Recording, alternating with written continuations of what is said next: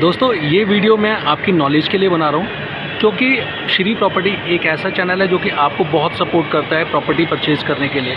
अगर आप अपनी कोई प्रॉपर्टी सेल भी करना चाहते हैं तो भी हमें बता सकते हैं 8595574447 नंबर पे।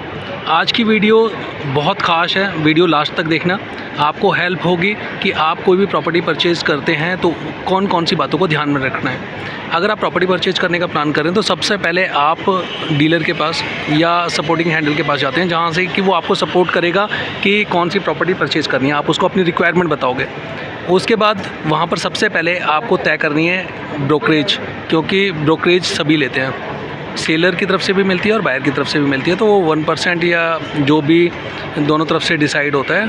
ज़रूरी नहीं है कि आपकी कन्वर्सेशन कितनी ब्रोकरेज के लिए होती है, वैसे 1% लेते हैं और ज़्यादा भी होती है और कम भी होती है।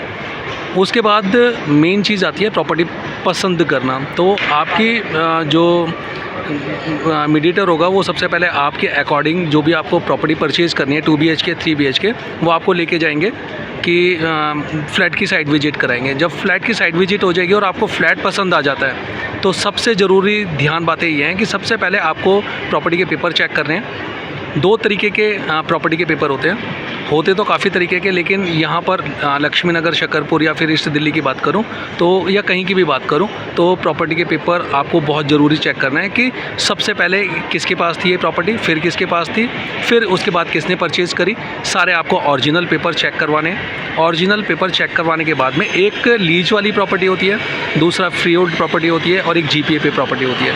तो आपको अगर लोन लेना है तो GPA प्रॉपर्टी पे मुझे नहीं लगता कि कोई भी लोन देता है, या देते भी होंगे तो कैसे देते हैं ये मुझे नहीं पता, बट मुझे इतना पता है कि रजिस्टर्ड प्रॉपर्टी पे जिसमें आपको रजिस्ट्री होगी, सेल डीड होगी, तो उसी पर ही आपको NBFC कोई भी लोन दे देगा या फिर गवर्नमेंट बैंक लोन देते हैं। लेकिन गवर्नमेंट बैंक का भी लोन वो डिसाइड करते हैं कि आप किस किस प्रॉपर्टी के ऊपर लोन देना है। नक्शा पास प्रॉपर्टी देखते हैं और NBFC जैसे काफ़ी सारी कंपनी है वो आपको ब्रोकर्स बता देंगे। आधार हाउसिंग हो गया, इंडिया बुल हो गया और बजाज फाइनेंस हो गया, काफ़ी सारी कंपनी हैं जो कि लोन देती हैं।